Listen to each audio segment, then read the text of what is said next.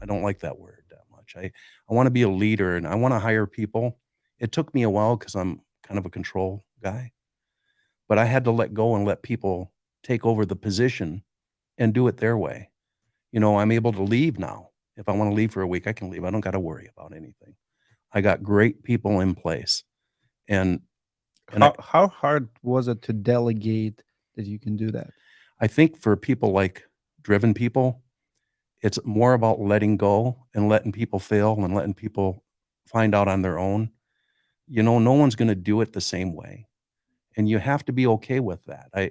If you want to build a legitimate company that's going to be successful, you got to put the systems in place that the company will eventually run itself, whether you're there or not.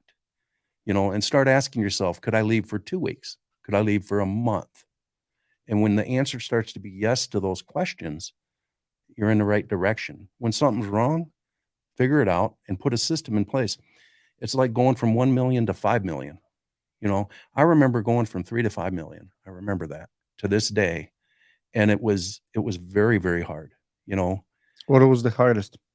I think the hardest is just managing the workflow, learning that you have to have systems in place to take care of that, tidying up when you go from those numbers. And the same thing goes from 5 to 10, from 10 to 20.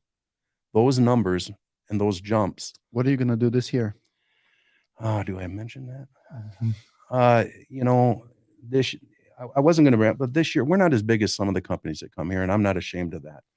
One of the things that I think gets left out is not so much as how many million, because that's easy. I see a lot of people, that I go to conferences and they do 30, 50 million dollars. And then 2 years, 3 years later, I don't see them. And I use that. And that just, some of them do really well and stay in business 10 years, make 100 million. But most don't. But it's true. But here's the question I think that gets missed. I'm glad you actually asked. This is the question. How much are you making on your contracts and on your jobs? What's your Net. numbers? What's your net? I have a guy, let's say that you're making $15 million a year.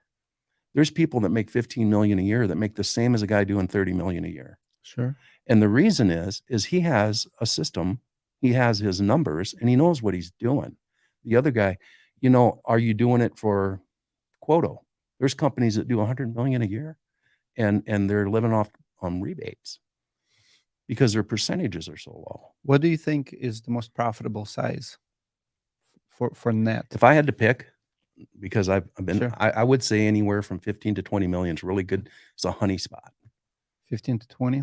I like it. Now, if you're going to come in here and sell your company, if you're going to come in and build a company and you're younger, I'm a little older, so this question would be answered, I think, better by different age groups.